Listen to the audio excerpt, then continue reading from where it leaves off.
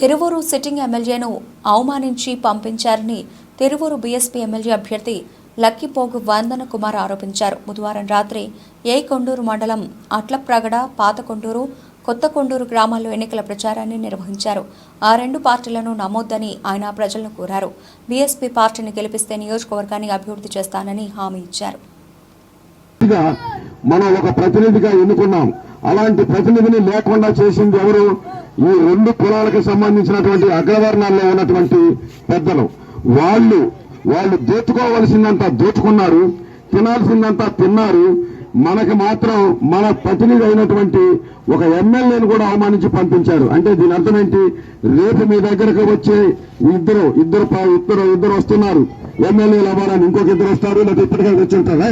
మనవాడు టీడీపీలో ఉన్నాడు, 30 ఏళ్ళు టీడీపీలో ఉండి 2 సార్లు ఎమ్మెల్యే అయినాడు. అలాగే ఒక జిల్లా పరిషత్ చైర్మన్ ఆ కుటుంబంలో ఆమె అనిపించారు.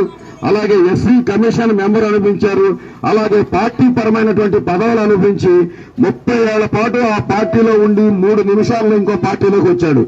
రేపు మీరు గెలిపిస్తే మళ్ళీ మీరు అభిమానంతో, వైసీపీ మీద అభిమానంతో కానీ, లేకపోతే ఆయన పేరు మీద అభిమానంతో కానీ గెలిపిస్తే రేపు మళ్ళీ మారడానికి గ్యారంటీ ఏమైనా ఉందా? ఎందుకు గ్యారంటీ లేదు? ఎందుకంటే ఆయనకు అధికారం కావాలి. వాళ్ళ చేతిలో మనిషి ఆయన స్వతంత్రుడు కాదు. ఆయన సొంతంగా నిర్ణయం తీసుకోలేని వ్యక్తి. గతంలో కూడా ఆయనకున్న చరిత్ర ఏంటంటే, ఆయన మన ఓట్లతో గెలిచాడు.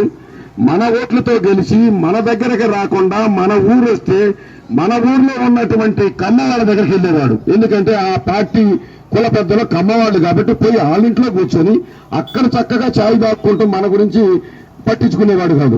అలాంటి వ్యక్తి ఇవాళ వైసీపీలోకి వచ్చి గెలిస్తే రేపు మళ్ళీ ఏం జరుగుతుందో మీరు ఆలోచించండి. ఖచ్చితంగా ఏం చేస్తాడు? పోయి కొండూరు రెడ్డి గారి దగ్గర పోతుంటాడు ఆయన గెలిస్తే. అది అంతే తప్ప మన ఇంటికి రాడు, మన దగ్గరకు రాడు. మన దగ్గరకు వచ్చి మన కష్ట సుఖాలేమి తెలుసుకునే పరిస్థితే ఉండదు. ఇలాంటి వ్యక్తిని మళ్ళీ అవసరమా కాదో మీరే తెలుసుకోండి. అలాగే ఇంకొక వ్యక్తి ఉన్నాడు టీడీపీ. ఆయన ఎక్కడి నుంచి వచ్చాడు? 200 కిలోమీటర్ల దూరంలో ఉన్నటువంటి